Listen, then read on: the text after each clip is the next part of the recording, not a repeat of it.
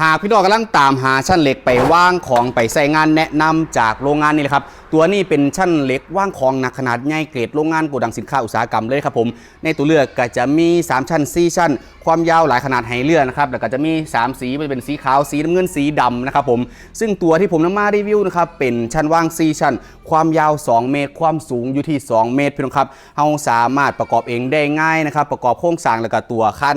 มาใส่นะครับตัวขั้นจะไม่ได้ใส่น็อตนะครับเท่ากับประกอบขั้นเข้ากับตัวโครงสร้างแล้วก็เอาตัวชั้นว่างมาใส่ได้เลยครับผมตัวชั้นว่างจะเสริมขั้นเหล็กมาให้มันเฮ็ดให้รับหนักได้เยอะจริงแต่ละชั้นหลายร้อยกิโลเลยนะครับผมสามารถปรับความห่างของชั้นได้ตามความต้องการคือจังพี่น้องมีกล้องเครื่องไม้เครื่องมือลังใหญ่ๆก็สามารถปรับความห่างของชั้นได้ตามความต้องการเลยครับบ่ว่าจะเอาไปใส่งานในโกดังสินค้านะครับร้านขายของนะครับขายของทรงแบบนี้นะครับผมร้านซ่อมร้านยังได้หมดเลยครับตัวความลึกของชั้นเนี่ยจะอยู่ที่60เซนเป็นชั้นว่างขนาดใหญ่นะครับกว้างเลยครับผมแนะนำนะครับหาพี่น้องลังตามหาชั้นเหล็กว่างของชั้นเหล็กขนาดใหญ่แนะนำจากโรงงานนี่สินค้าตรงปกจัดส่งฟรีถึงหน้าบ้านเลือกขนาดเลือกสีที่ลังครับ